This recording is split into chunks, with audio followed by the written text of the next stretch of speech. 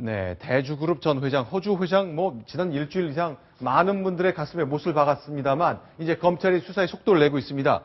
그런데 그땐 못 찾았던 돈다발이 하나둘 나온 것 같네요. 자, 오늘 수사 상황 좀 정리해 주십시오. 네. 오늘 검찰의 허주호 전 회장이 출두를 했는데요. 네. 검찰의 소환 통보에 응한 것입니다. 네. 자, 검찰은 허 전 회장을 소환해서 네. 벌금을 추징하기 위해서 네. 기본 조사를 지금 하고 있을 것으로 보입니다. 네. 기본적으로 네. 총 254억의 벌금 중에 네. 노역으로 이미 30억은 낸 것으로 됐고요. 네. 나머지 224억, 이 벌금을 어떻게 추징할지, 그러면 허 전 회장이 어떤 재산을 갖고 있는지. 네.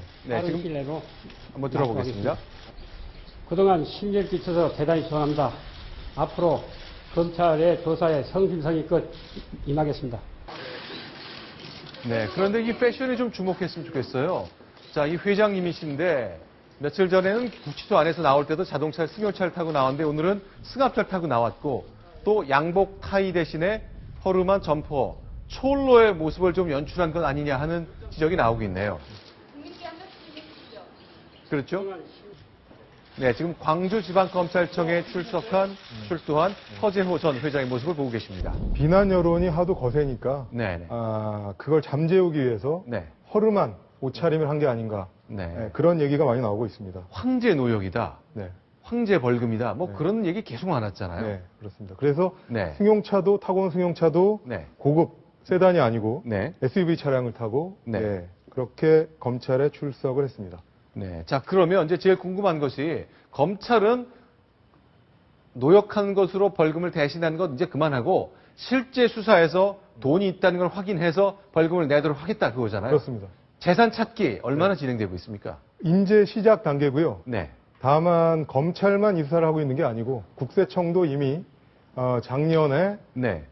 뉴질랜드로 가서 네. 허 전 회장이 뉴질랜드에 투자한 네. 회사들 조사를 한 것으로 알고 있습니다. 자, 그럼 저희가 이제 네. 그래픽을 준비해 봤는데 네. 검찰이 또 국세청과 함께 지금 현재 윤곽을 그려내고 있는 허재호 회장의 재산입니다. 네. 소개를 좀 해주세요. 자, 보면 저기 건물 30억이라고 되어 있는 것은 네. 허 전 회장의 숨진 전 부인에 네. 남긴 건물 중에서 약 100억 상당인데 그중에 30억 정도가 허 전 회장의 소유가 아닌가 이렇게 보는 것이고요. 네. 뉴질랜드 뉴질랜드에 370억 투자했고 경기도에도 부지가 300억. 그렇습니다. 아니 이렇게 재산이 많은데 네.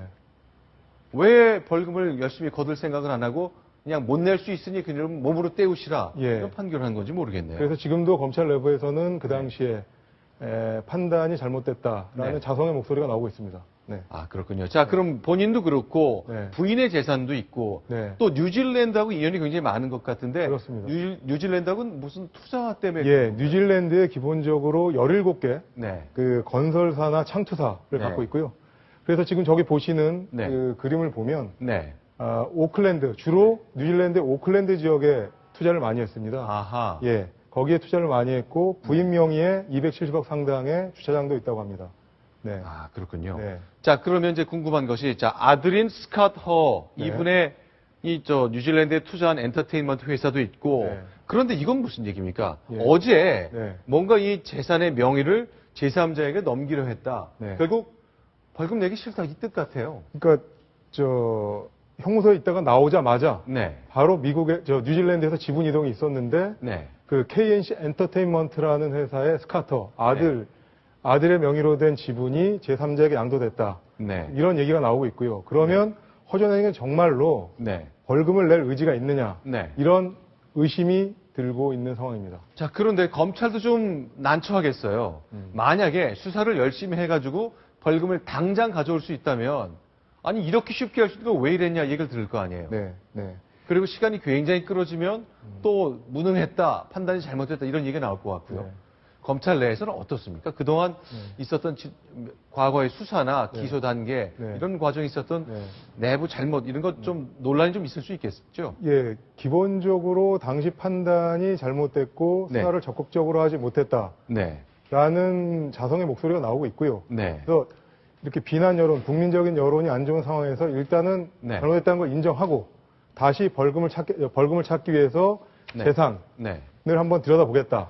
이런 수사가 진행되고 있는 것입니다. 네. 알겠습니다. 자, 그동안 향판이란 것, 그리고 그 지역을 중심으로 했던 향검, 어떤 토착 그 기업인들과의 오랜 인연 때문에 검찰의 수사나 재판 과정의 판단이 잘못됐던 것 아닌가 하는 건데, 오늘 대법원이 노역장 관련된 규정을 싹 바꿨죠? 네, 그렇습니다. 대법원이 굉장히 행동이 빠른 곳이 아닌데 네. 이번만큼 이례적으로 신속하게 결정이 나온 것 같습니다. 그렇습니다. 굉장히 복잡한데 아주 예. 압축적으로 좀 말씀해 주세요. 예, 그래서 기존의 네. 기준에 따르면 하루에 노역을 네. 하면 5억을 이제 벌금을 내는 걸로 대체가 되지 않았습니까? 그렇죠. 근데 오늘 대법원이 회의를 열어서 네. 내린 결론은 네.